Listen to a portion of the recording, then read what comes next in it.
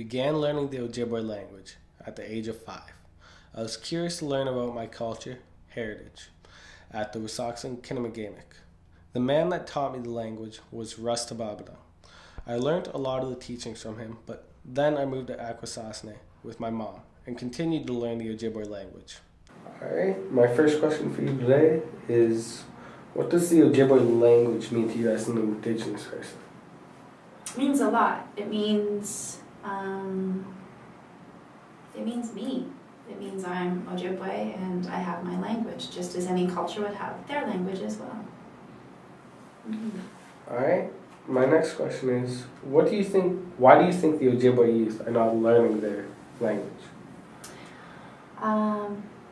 Ojibway youth are not learning their language because it wasn't passed on to them.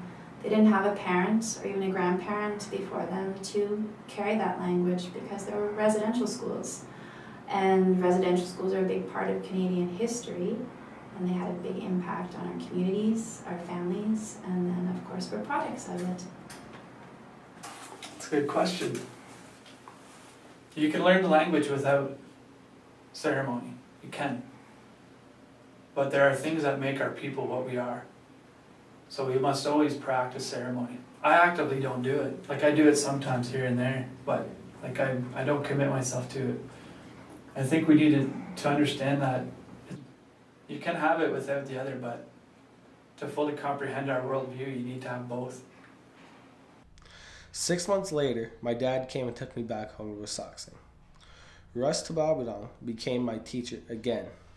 I didn't want anyone else to teach me the language. You could say I had a strong bond with Russ, my Ojibway teacher. There's been a number of studies done, but a lot of it points to shame.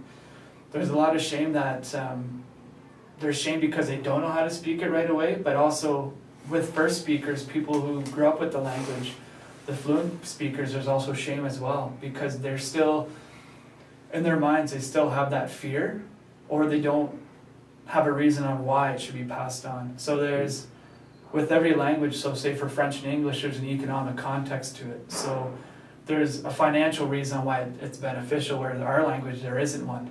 So we need to start putting that to it.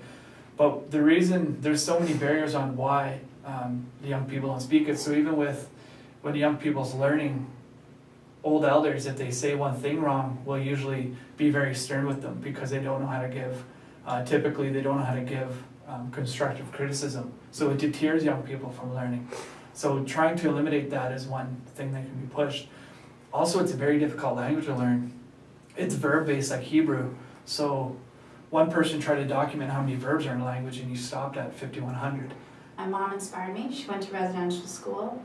I knew at the time when she was alive that she could understand it, but she wouldn't speak it back, and I didn't understand that.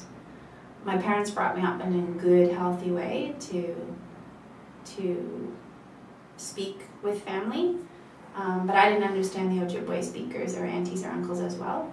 So definitely my mom, and as I went through talking with her about life and learning that she went to residential school and how she was told not to speak her language, not to honor her identity as a Native person or her culture, that angered me and it hurt.